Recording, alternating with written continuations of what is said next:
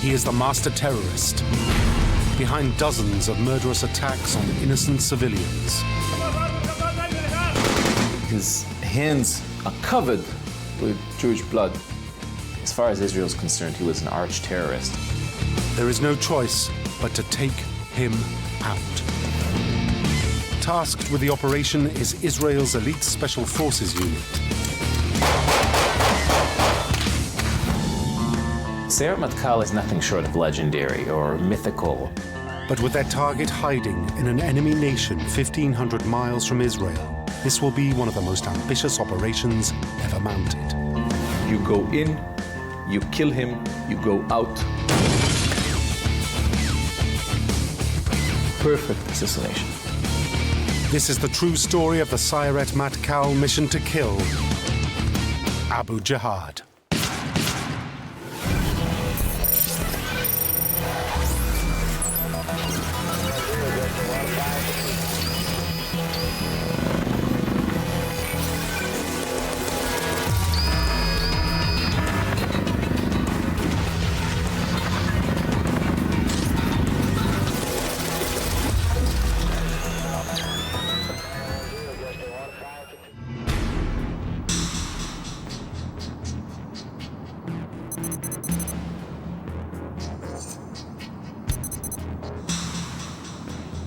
In the dead of night, 3 terrorists infiltrate the Israeli border.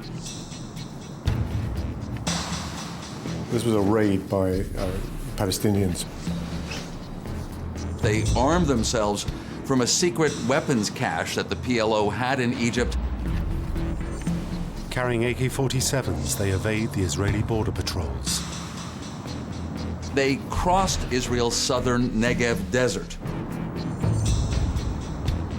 Their presence remains a secret until when they reach a remote desert road.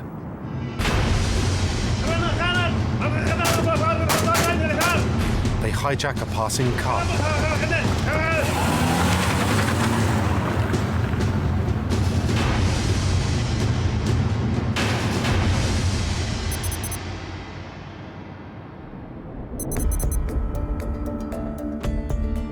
Israeli intelligence receive reports about the car hijacking.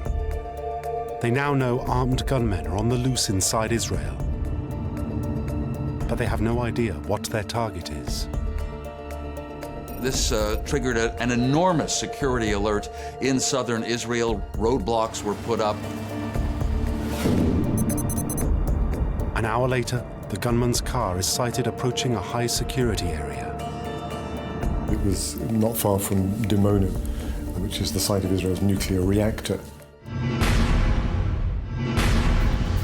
It becomes clear that the terrorists are planning to attack the Dimona reactor, Israel's most important military facility. Yes, the one where Israel has nuclear weapons but has never admitted that they have nuclear weapons.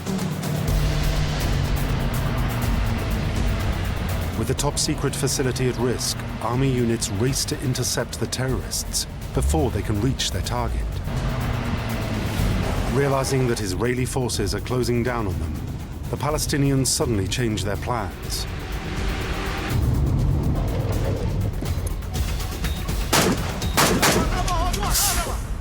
The group kidnapped a bus that was bringing workers from the Dimona nuclear reactor back home. Some of the passengers manage to escape, but 11 are trapped. 10 are women.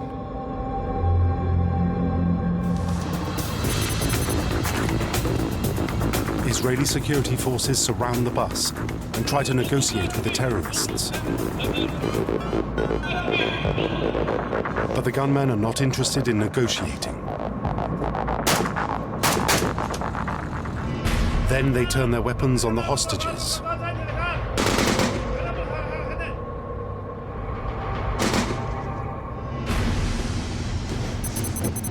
Now, the security forces have to go in. You know, from here, if you're not gonna respond, more people are gonna die. First, they get into position. Then, they strike.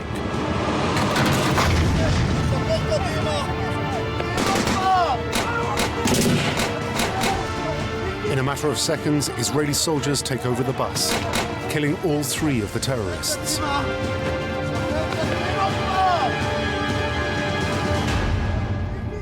But quick as they are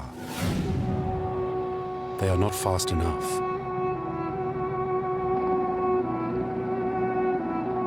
3 of the workers at the Dimona plant were killed. 2 of the victims are young mothers. It becomes known as the Mother's Bus Attack.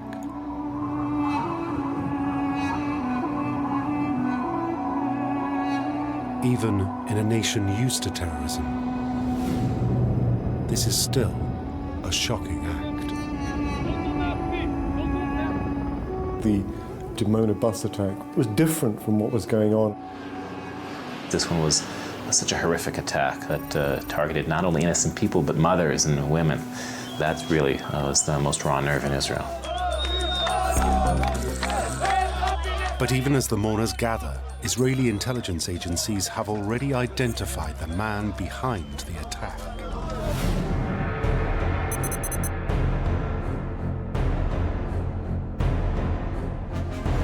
The man they are after is Abu Jihad.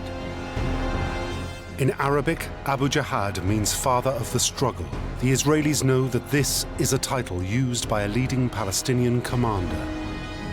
Abu Jihad is a nom de guerre, like a lot of Palestinian names. His real name is Khalil al-Wazir. Abu Jihad is the legendary militant commander of the PLO. In the Palestinian organization, of course, he was admired as one of their top leaders. He is the number 2 man in the Palestinian Liberation Organization and heads its military wing. Abu Jihad was in charge of operations of al-Fatah. Under Abu Jihad's command, al-Fatah have undertaken dozens of attacks on Israel. He had organized and planned some quite significant Palestinian actions. Innocent people have been killed, often in brutal circumstances. As far as Israel is concerned, he was an arch-terrorist.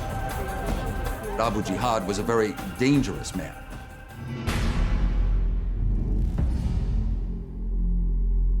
Abu Jihad is such a threat to Israel that for 20 years they have been trying to take him out.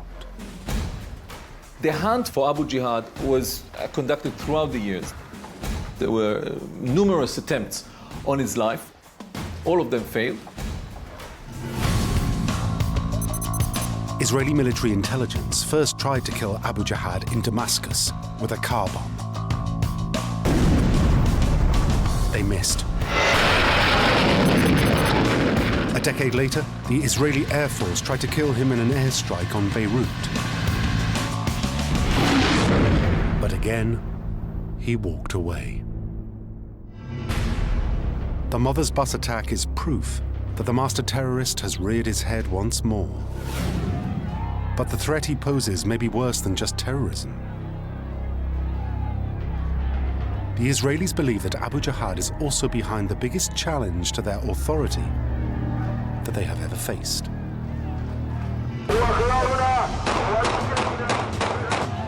For 3 months, the Palestinian population of Israel has been in revolt. There was this uprising against their rule. There were large crowds of people, often young people, throwing stones at Israeli forces. It had elements of an armed uprising. Its military was in the West Bank dealing with a wide array of protest. It has become known as the Intifada, the uprising. And Israel believes that the hand that controls it is Abu Jihad's. He claimed responsibility for the outbreak of the Palestinian Intifada. He said, I was the one ordering the troops, ordering the demonstrators to go to the street.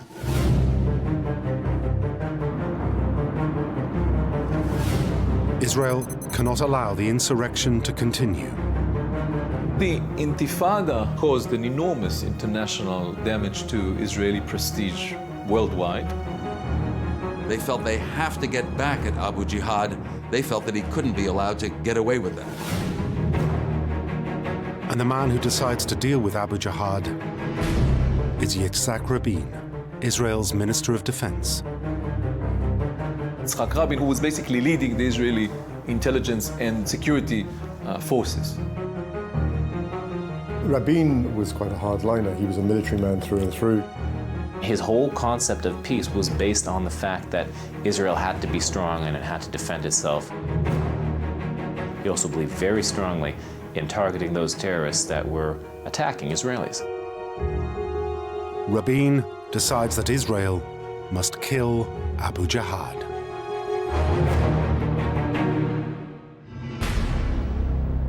But immediately Rabin faces a problem. Abu Jihad is a long way from Israeli shores.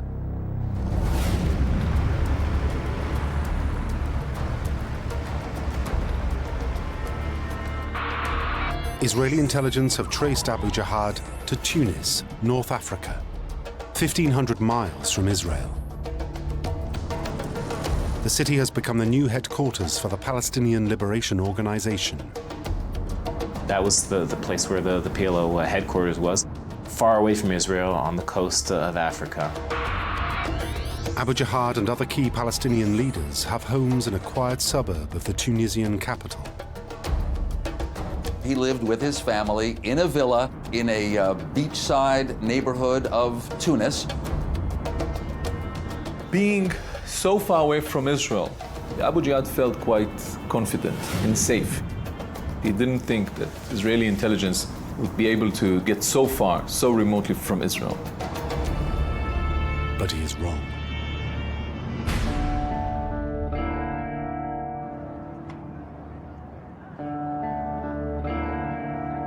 Abu Jihad is already under the watchful eye of Israel's intelligence service, Mossad. These people are followed, these people are tracked. They knew where he was. Israel's intelligence agency carried out surveillance of the area of Tunis where Abu Jihad was living along with other PLO leaders.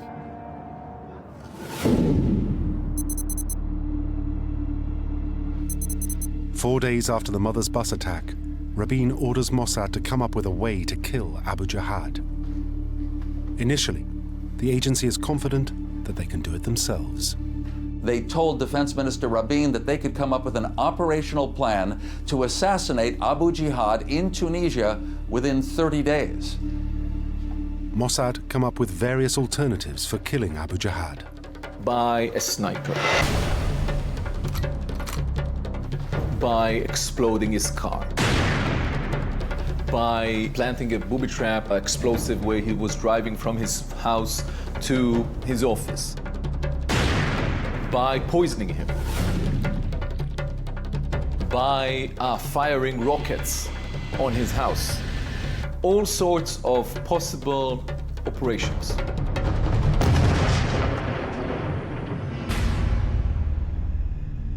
But Rabin rejects them all. None of these options guarantee that Abu Jihad will be killed. With the Intifada raging, they simply cannot afford to miss. As far as Rabin is concerned, there is only one way to ensure success: to kill him at point-blank range. It was decided that Abu Jihad is going to be killed in his house.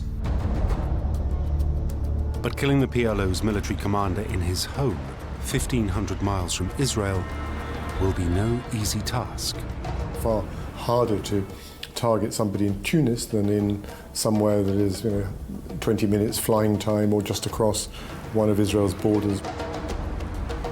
And so at the end of the day, Mossad came to Yitzhak Rabin and said, "We are not able to do this alone." Skilled assassins as they are, getting a hit team inside Abu Jihad's house without being discovered is beyond even the Mossad. So Rabin now calls upon a highly secretive Special Operations Brigade, famed for their ability to strike at Israel's enemies wherever they may try to hide. When Israel wants to strike, Israeli leaders turn to a special unit of the Israeli military. The immediate candidate to perform the assassination is the General Staff Reconnaissance Unit. But in Israel, they are known by another name.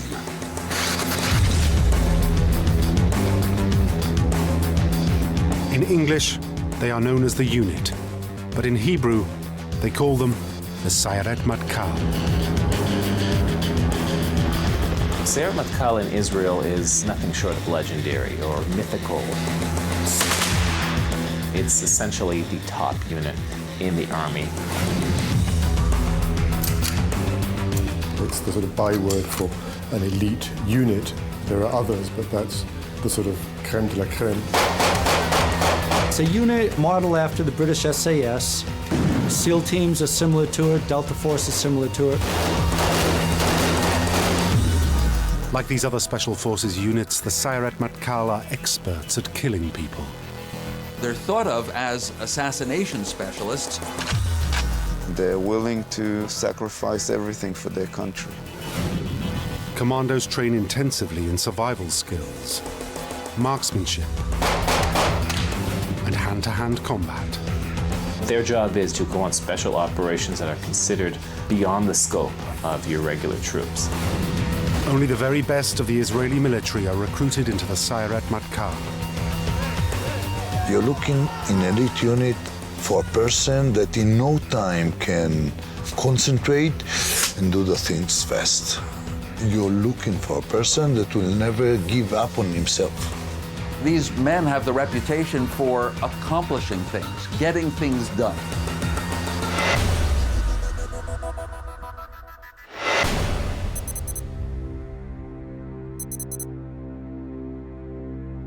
That reputation was cemented by a legendary operation that took place in 1976. Terrorists hijack an Air France plane with more than 100 Israeli and Jewish civilians on board. The plane is diverted to the Ugandan capital, Entebbe. When Uganda's dictator, Idi Amin, decides to cooperate with the terrorists, Israel calls on the Sayeret Matkal. The unit Sayeret Matkal took something like a few weeks to train on the model of the aeroplane, to fly to Entebbe and to give the right solution for the incident.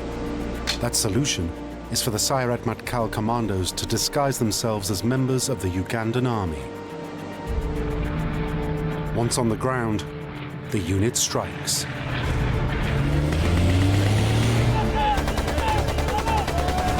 They went in there, did a counter-terrorist mission over 1,000 miles from home, killed the terrorist, got out of there alive. 102 hostages were rescued and returned to Israel, with only 3 civilian casualties.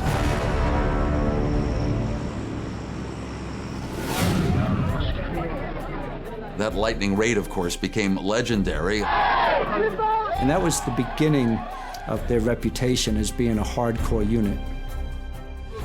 Rabin believes there is no other unit better suited for the task of taking out Abu Jihad. So he puts in a call to a man who had been one of the architects of the Entebbe mission. He is Israel's most decorated soldier and a living legend. Ehud Barak. Ehud Barak was head of Sayeret Matkal, one of the most famous commanders of Sayeret Matkal. He was in a position then as being a chief of staff or head of military intelligence. Very serious guy, very smart guy, very sharp guy, very decorated guy.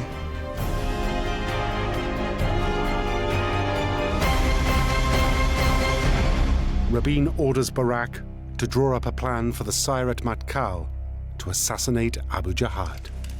It will be known as Operation Show of Force. Now Barak demonstrates one of the hallmarks of the Sayeret Matkal: meticulous planning. The key will be finding out as much as he can about conditions on the ground. They, more than anybody, know the importance of intelligence and good intelligence. Despite the distance, if everything was carefully looked at in advance, there was a reasonable chance that they could be able to get away with it. First, Barak has Mossad send more agents to Tunisia.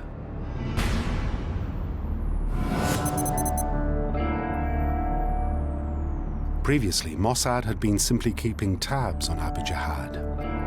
Now they are tasked with gathering detailed information on his every movement.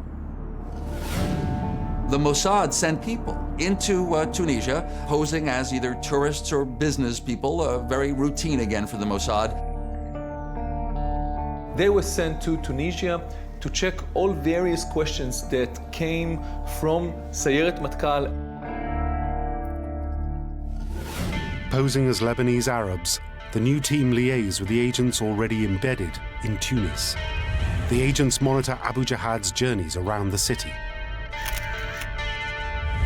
The Israeli intelligence was updated of the tiniest details of Abu Jihad daily routine and daily schedule. The agents listen in on telephone calls to his home. The Mossad would use electronic means to intercept communications and listen in. So they were confident that they would know when Abu Jihad is at home. Watching and listening to his every move, the Mossad team soon learn the vital information that Barak needs to launch his operation. Who is in the house with Abu Jihad? How the house is built? Who is sleeping in each room? How many guards? How far is the police station? They know the height of the perimeter walls, the types of windows, doors, and locks, the distance between the rooms. They soon know every aspect of the villa's defenses. They know exactly where he is and on what floor of the building and when he goes to sleep and when he comes and when he goes and where his bodyguard's going to be, etc.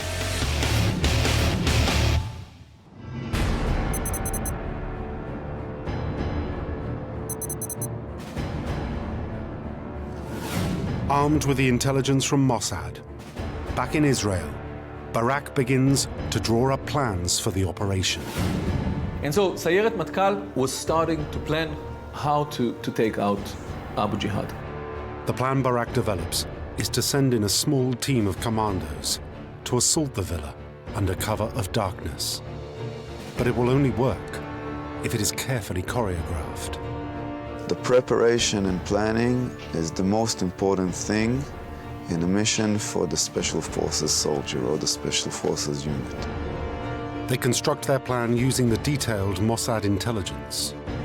And they built a small model, which is an exact copying of the house. Barak marks out the guard posts and points of entry.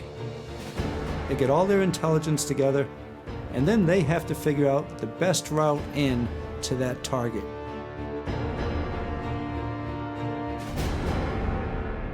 Different strategies for the assault are debated in order to minimize the risk of failure. The soldiers are smart and they have a lot of experience, and if they have a good idea, then the idea is taken and the plan is changed. Once this is agreed, the commandos mark out the exact footprint of the villa and practice the assault again and again. That was something that Israeli intelligence and the Sayeret Matkal commandos frequently did. They never wanted to leave anything to chance. Like every other secret or special operation, you should train. Train for the exact steps, for the exact performance of yourself and others and so on. But expect the unexpected.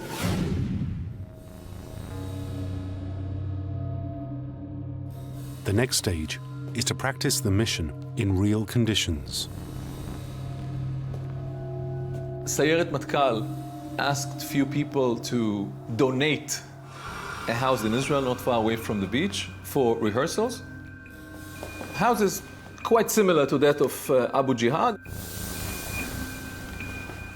And again, practice the assault in Israel before embarking on the mission.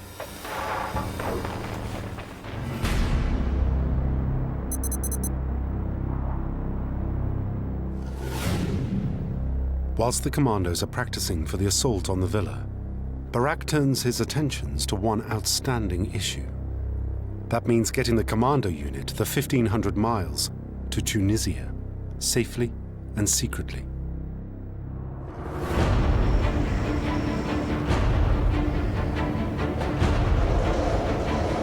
All arms of Israeli power would be involved here. The Mossad, the military intelligence, the Navy, the Air Force. Barak mobilizes the entire Israeli military. First, the Navy will take the commandos from Israel to Tunisian waters in missile boats. It was a huge armada of ships, airplanes, cargo ships, carrying helicopters. Above them, Barak orders the Air Force to be ready with an emergency evacuation plan. Sayeret Matkal is under the coverage of the Air Force in order to be evacuated if something really bad happens. It is an almost unprecedented mission in its size and ambition. This was a huge operation.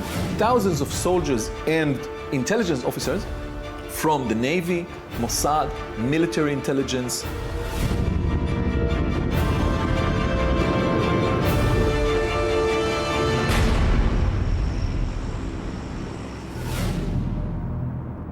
Having arranged how to get the commandos to Tunisia, Barak now focuses on a very particular problem.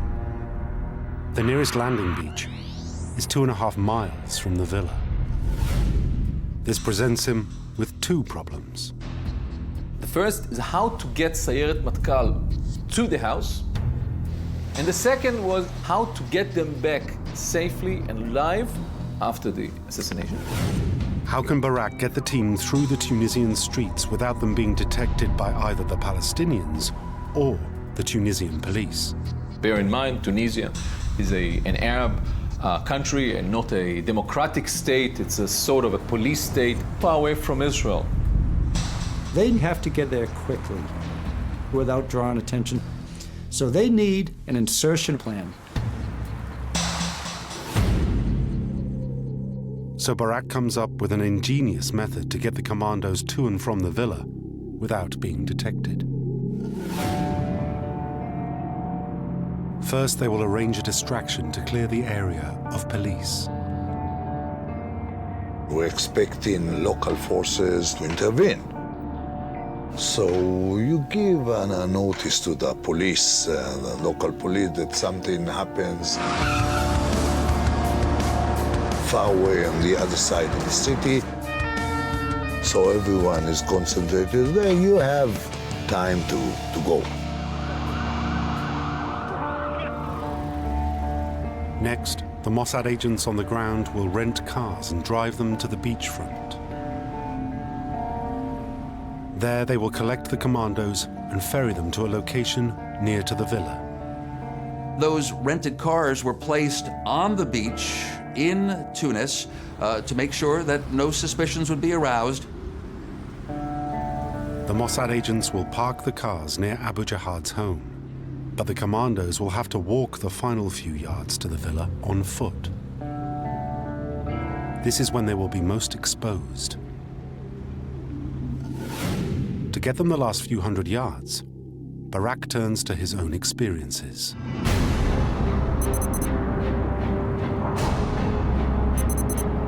"15 years earlier, Barak was involved in one of the most remarkable missions in the history of the Sayeret Matkal. The unit was sent into Beirut, the heart of enemy territory. They were sent to kill the men behind the slaughter of 11 Israeli athletes at the Munich Olympics. To infiltrate the city undetected, Barak and the others employed a very unusual disguise.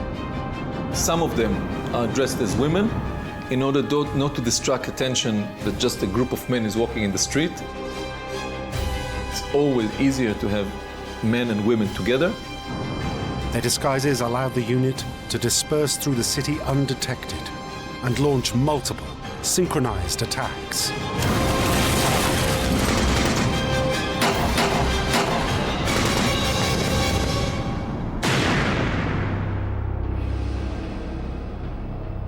At the end of that operation, 15 known terrorists were dead. Now Barak's team will play the same trick in Tunisia in order to get to Abu Jihad's villa undetected. The Israelis felt that they could do that even in Tunisia, even 1,500 miles away, so that playbook was turned to once again. This leaves Barak with one final decision: to choose the man to lead the mission. He chooses Nahum Lev, the deputy chief of the Sayeret Matkal. Nahum Lev, his deputy, one of the most brave and legendary figures and different figures in the history of Sayeret Matkal, to lead the operation. Having read all the available intelligence, Lev declares that Abu Jihad is a dead man walking. He said, I read the file on Abu Jihad. I knew how many Jews, how many brother Israelis he killed. I knew that his hands are covered with Jewish blood. He deserved to die. Lev's task is to be the first man into the villa and to locate Abu Jihad.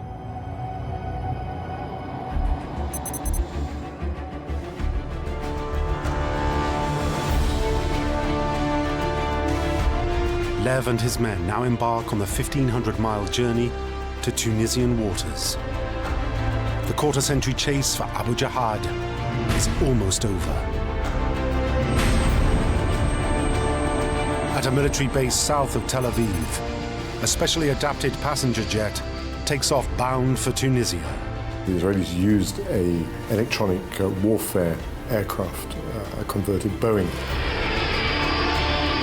Barak will command the operation from the plane, which has been turned into a flying control center. A few hours later, the plane reaches Tunisian airspace. Barak now orders the Mossad team to the beach. The Mossad was waiting with the rented cars by the shore, waiting for the Sayeret Matkal people to come ashore.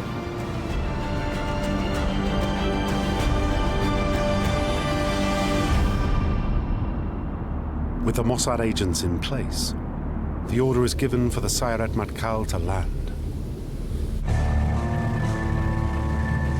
They are taken ashore by members of Flotilla 13, Israel's Navy SEALs.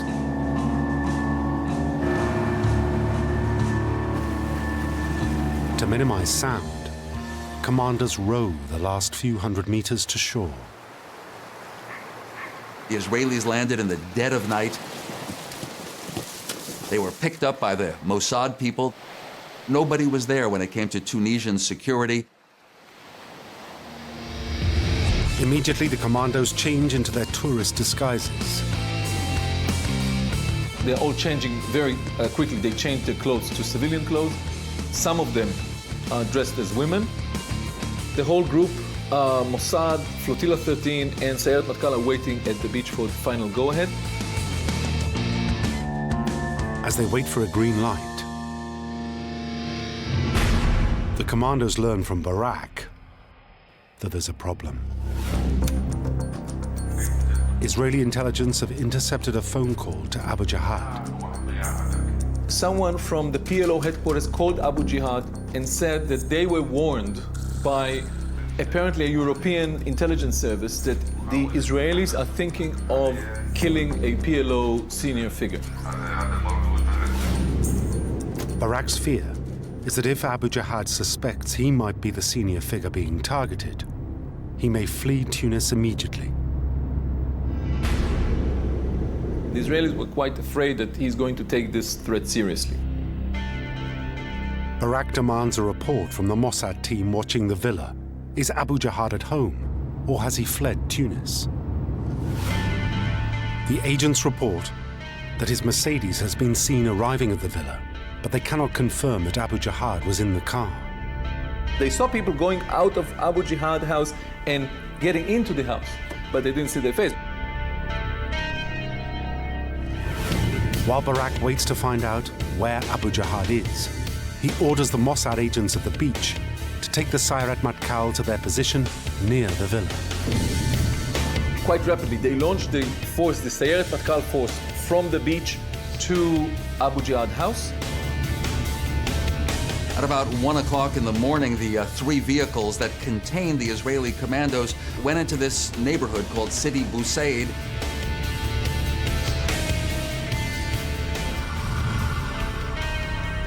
One vehicle containing 8 Israeli commandos actually went to the front of the house.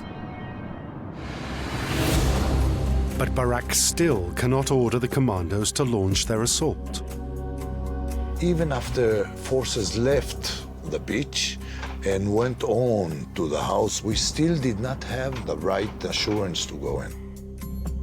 They were waiting there for the final approval of the commanders of the operation that Abu Jihad is indeed at home.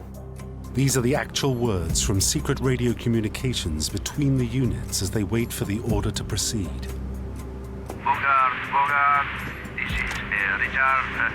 I want to tell you it is possible that there are some people who are not sleeping in the office.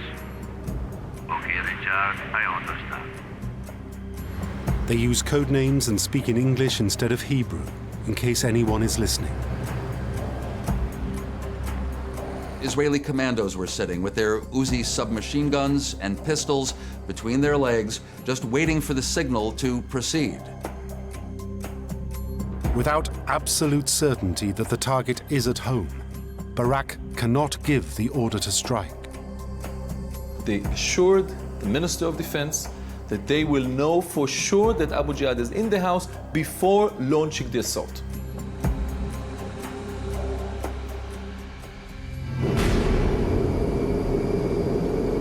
It is now that Barak shows the Sayeret Matkal's real quality.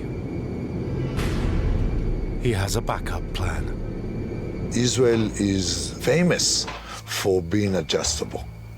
We change views, we change our behavior, we change actions according to time and persons involved. That's elite unit.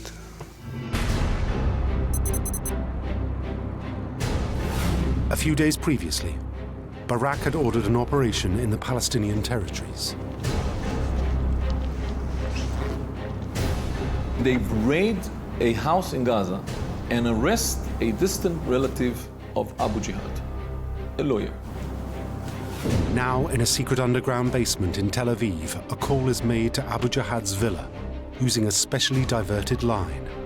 Something that would look like a phone call from Italy to Abu Jihad's office in his home. Making the call is an Israeli agent who pretends to be a Palestinian, informing Abu Jihad of his relative's arrest. It was shouting and cursing, Abu Jihad, you must help. They have arrested Abu Rahma again. These son of a bitches, Zionists, they have arrested Abu Rahma and they are torturing him. Then they hear the voice on the other end of the line. The speaker says, who is this? Please calm down. We'll make sure everything is okay. We'll help Abu Rahma. Don't worry. The agent has to keep the person on the phone talking. Listening in are 3 Arabic experts who have been trained to recognize Abu Jihad's voice. Each one of them had to raise his right arm when he's 100% confident that this is Abu Jihad speaking from the other side of the line. As the 3 soldiers listen to the voice, first one and then another raise their right hands into the air.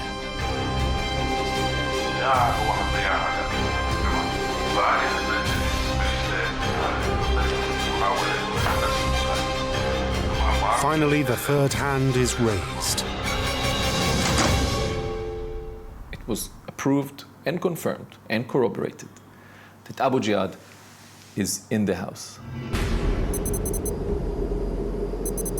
Finally, Barak can give the order to strike. Bogart, this is Richard. You can leave the station. You can leave the station. Do it fast. I say it again, do it fast. Lev, the commander of the operation, and another commando dressed as a woman begin the final approach to the villa. Disguised as a romantic couple, they walk through the busy streets. Hidden in plain sight, nobody would think twice looking at these guys. Their task, to approach the villa undetected and take out the guard on the gate. So they were a pair walking in the street carrying a chocolate box. But the innocuous-looking chocolate box Lev carries actually conceals a gun. They had a weapon hidden under a box of chocolates. It's not going to be in a holster, and it won't be slung around the neck. Lev and his partner now approach the entrance to the villa, where the guard is sat in Abu Jihad's black Mercedes. They got close to the driver of Abu Jihad that was still sitting in the car. The woman distracts the guard by asking for directions. They pulled out a map and they wanted to ask him some sort of tourist request. As the guard looks over the map, Lev acts. Now the other commandos make their move. The 8 commandos swiftly assaulted the house. They went to the backyard and came to the door.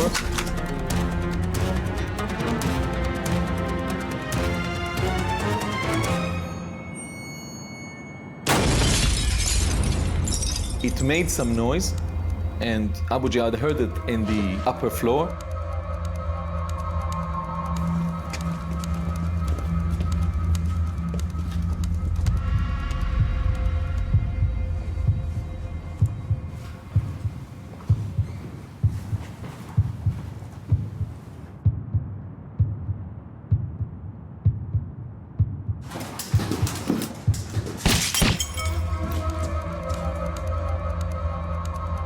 Lev and his accomplice concentrate on the stairs that will lead to Abu Jihad.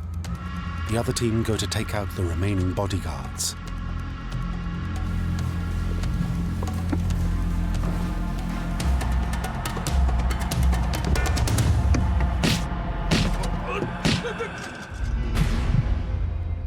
With the bodyguards dealt with, Lev and his partner close in on the main target. One of the assassins of Sayeret Matkal was going up the stairs, a young officer of Sayeret Matkal who was chosen by Nahum Lev to be the first one to come in. The commando hears someone at the top of the stairs. Is it Abu Jihad or an innocent member of his family? The commando knows that he will have to identify the target in an instant.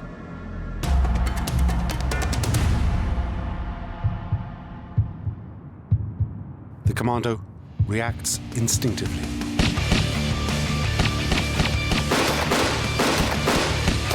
And then other people from the unit came and shot Abu Jihad as well. 70 bullets hit Abu Jihad, and his right hand, which had held the pistol, was nearly severed. But as they are firing, Abu Jihad's wife suddenly appears. Scream, halas, halas, stop it, stop it. Don't you see that he's already dead? But even with everyone's nerves on edge, discipline holds.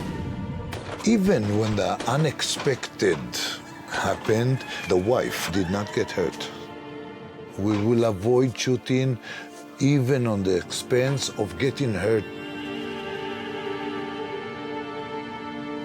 Instead, Lev orders her to face the wall. And with Abu Jihad confirmed dead, the commandos depart.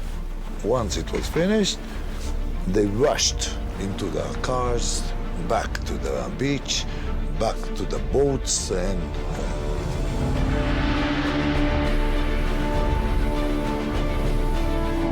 The entire operation has been accomplished in a matter of minutes. At dawn, when Tunisian investigators and a PLO team went out to see what happened, all they found were the 3 rented vehicles and footprints on the sand. As the commandos journey back to Israel, they know that even by their own high standards, Operation Show of Force is an outstanding achievement. Abu Jihad, who as far as the Israelis were concerned was the main planner of the intifada they were out to stop, was dead.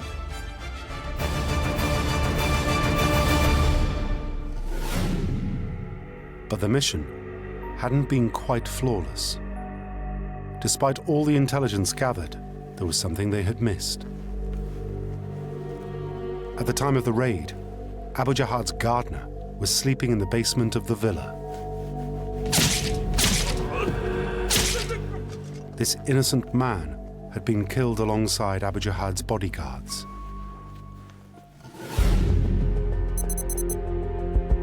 Soon news of the operation reaches Israel. When the troops were on their way home, it was already published that someone killed Abu Jihad in his house. Israel has never formally admitted to killing Abu Jihad, but there was never really any doubt about it. But there is a strange twist to this tale. The news of Abu Jihad's death does not have the effect Rabin had hoped for. It's all very well being clever at killing Palestinian leaders, but the PLO didn't disappear. The Intifada didn't stop. In fact, the violence gets worse. News of Abu Jihad's death triggers the bloodiest day of protests since the Intifada began. And in a bizarre development, the Israelis learn that despite his claims, Abu Jihad had never had anything to do with the Intifada. In fact, he was lying. He didn't know that the Intifada is going to break up, he or the PLO.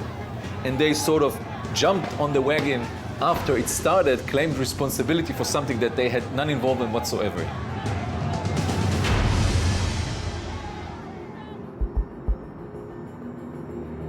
And the reaction of Israelis wasn't what Rabin had expected either.